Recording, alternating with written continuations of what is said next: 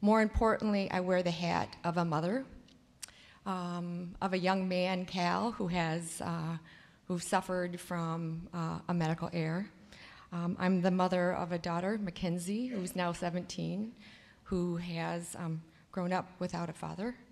And I am a widow. I was married to Pat Sheridan for 17 years when he died of a medical error. So I'm going to share these stories with you. I don't want it to be just sharing a sad story, because what I want to share with you are stories of hope, and they're stories of progress, and they're stories of opportunity. So the case study that I'm going to share is my personal journey in patient safety. I'd like to introduce you to my late husband, Pat, and now my Cal, my son, who's now a young man.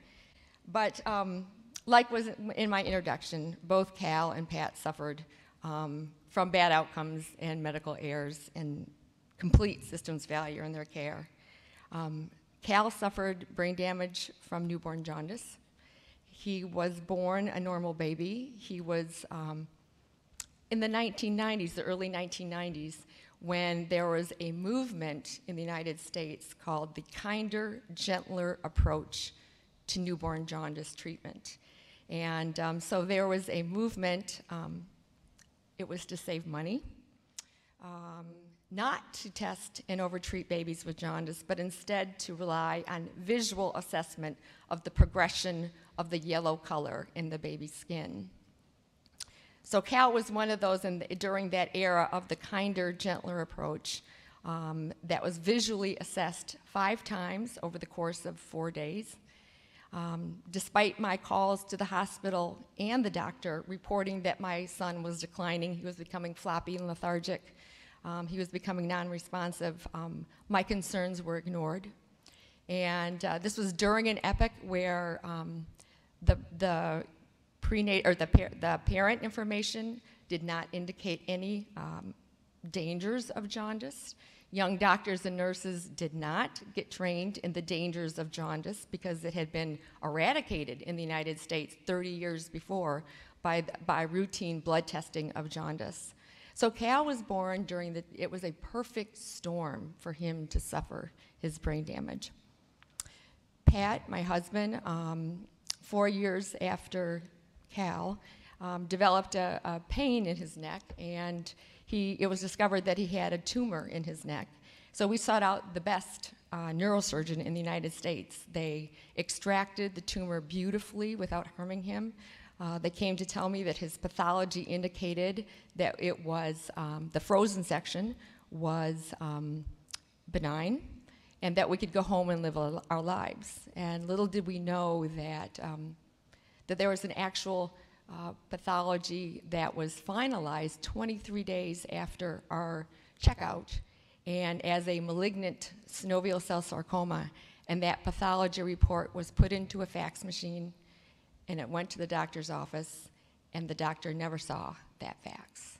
So my husband lived with cancer in his cervical spine for 6 months. During that 6 months of non-treatment, penetrated his spinal cord, and they were unable to save his life. So Pat died when he was 45, with a 4-year-old daughter and a 6-year-old son. So I got to witness remarkable failures in our healthcare system. I would have to say that it was not at all patient-centered. So this newspaper article is the result of when I testified in the United States. In 2000, it was right after the report came out called To Err is Human, that you all know. And, but when this report came out, this newspaper article, I was inundated by telephone calls that day by other mothers who had a child just like Cal.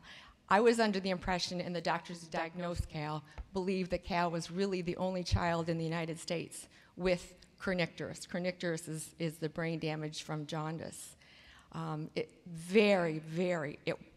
It was believed to be very, very uncommon in the United States. So when I got phone calls all day from moms that day, we realized there was a major gap in our healthcare system. So 7 moms we decided to all meet each other. Within 10 days, we flew to Chicago, where there was a symposium that was hosted by the American Academy of Pediatrics. And they were showing a video of my son at this event as the classic case of kernicterus, and this was a warning to pediatricians that this came back. And so the other moms and I, we joined the pediatricians in the symposium, and we seven of us crammed into 2 hotel rooms in 36 hours, and we were fueled by about a case of Chardonnay and chocolate. But we created a plan. We created a plan that we were going to partner with the very system that harmed our children. And so we embarked on the journey. We called ourselves PIC, stands for Parents of Infants and Children with Kernicterus. And we developed a timeline, a plan, objectives, and we started reaching out to our partners. I think one of the reasons why we were successful, because we had a very, very simple plan. The plan was to implement a universal bilirubin test in every hospital in the United States, that every baby would get a bilirubin test before discharge. And our second objective was to make sure that all information to parents was clear, that it empowered them to ask for a bilirubin test, and that it was honest about the risks.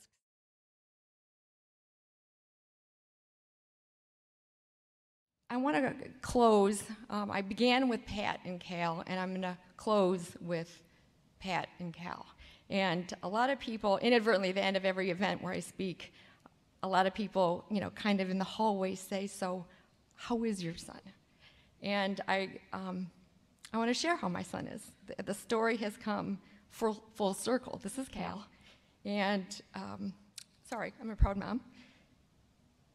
When I started talking about Cal 14 years ago, we talked about him, and he was labeled an adverse outcome, and a tragic outcome in our healthcare system.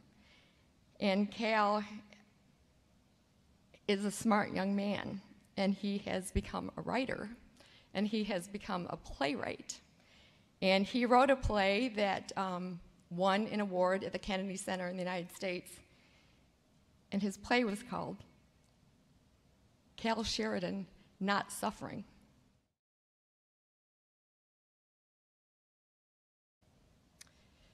So Cal today is in college in Denver, Colorado, and he reminds me that he is not an adverse outcome. He is my son. And I think he has a lot to teach us about the world of disabilities. So in finishing with Pat, unfortunately, I don't have a success story to share. I'm going to give a shout out to my friend Mark Graber, who's sitting in the front row here, who's leading an effort in diagnostic errors in medicine. And I called Mark a couple months ago, and I said, "Mark, has anything changed in communicating critical test results?" And the answer, unfortunately, was no.